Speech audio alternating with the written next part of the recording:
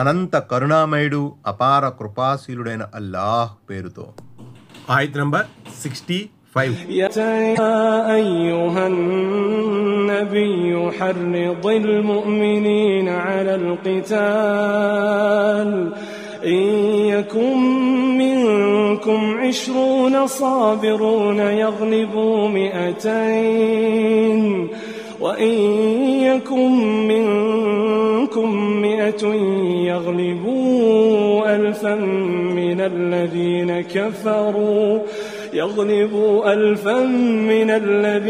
كفروا بأنهم قوم لا يفقهون.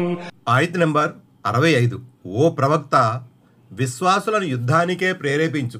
మీలో గనక ధైర్యస్థైర్యాలు కలవారు 20 మంది ఉంటే వారు 200 మందిని జయిస్తారు. ఒకవేళ మీలో 100 మంది ఉంటే వారు 1000 మంది అవిశ్వాసులను జయిస్తారు.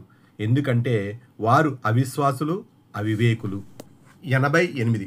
యుద్ధం కొరకు విశ్వాసులను ప్రోత్సహించమని అల్లాహ్ తన ప్రవక్తను ఆదేశించాడు. ఈ ఆదేశానుసారం మహాప్రవక్త సల్లల్లాహు అలైహి వసల్లం యుద్ధానికి ముందు తన సహచరుల్లో యుద్ధకాంక్షను నూరుపోసేవారు. దుష్ట శిక్షణ నిమిత్తం ధర్మ సంస్థాపన కోసం సాయశక్తులా పోరాడాలని, దీనికి బదులుగా అల్లాహ్ స్వర్గాన్ని ప్రసాదిస్తాడని పలికేవారు. బదర్ యుద్ధ సందర్భంగా ముష్రికులు భారీ సంఖ్యలో సాయుధులై వచ్చినప్పుడు ఆయన సల్లల్లాహు అలైహి వసల్లం తన ప్రియ సహచరులను ఉద్దేశించి భూమి ఆకాశాలంత వెడల్పు గల స్వర్గములో ప్రవేశించడానికి సిద్ధంగా ఉండండి అని చెప్పారు. ఆ మాటలు విన్న ఉమైర్ బిన్ హుమామ్ రజియల్లాహు తఆలా అన్హు ఆశ్చర్యపోతూ, ఏమిటి, అది భూమి ఆకాశాలంత వెడల్పు ఉంటుందా అని ప్రశ్నించారు. అవును అని ప్రవక్త సల్లల్లాహు అలైహి వసల్లం బదులిచ్చారు. ఇది విని ఆయన అమితానందానికి లోనయ్యారు.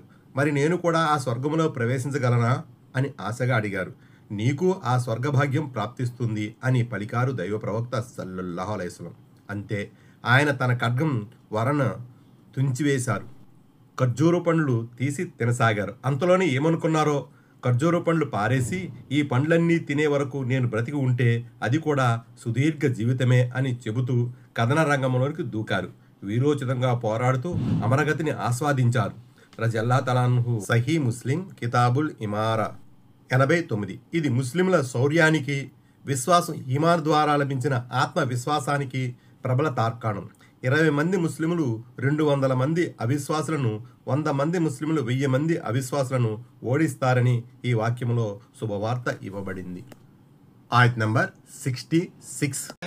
الآن خفف الله عنكم وعلم أن فيكم ضعفا الآن خفف الله عنكم وعلم أن فيكم ضعفا فإن يكن منكم 100 صابرة يغلبوا 200 وإن يكن منكم 1000 يغلبوا 2000 بإذن الله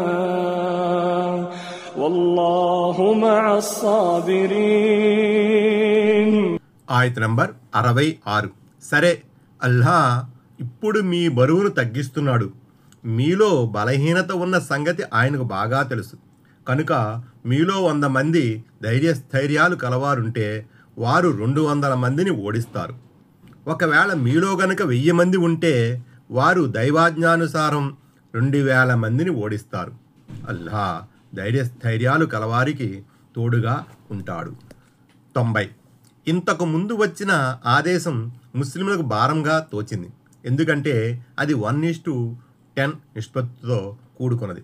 అంటే 1000 మంది అవిశ్వాసులు ఒక వైపున ఉండి ముస్లింలు మరొక వైపు 100 మంది ఉన్నా సరే జిహాద్, ధర్మయుద్ధం చేయాల్సిందేనని మునుపటి ఆయతులో చెప్పబడింది.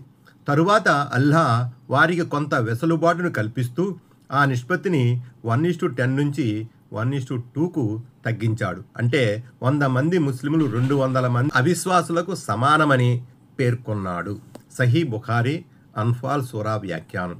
ఇంతకన్నా తక్కువ నిష్పత్తి ఉన్నప్పుడు వారు ధర్మయుద్ధం చేయడం విధి, ఫర్జ్ కాదు. 91. దైవ సహాయానికి నోచుకోవాలంటే ముస్లింలు మొక్కవోని సాహసాన్ని ప్రదర్శించాలి. కథన రంగంలో కదలని కొండలా స్థిరత్వాన్ని కనపరచాలి. అనుక్షణం దేవుని పట్ల అచంచలమైన భక్తి విశ్వాసాలను కలిగి ఉండాలి. అప్పుడు అల్లాహ్ వారికి తన వాగ్దానం ప్రకారం సాయపడతాడు.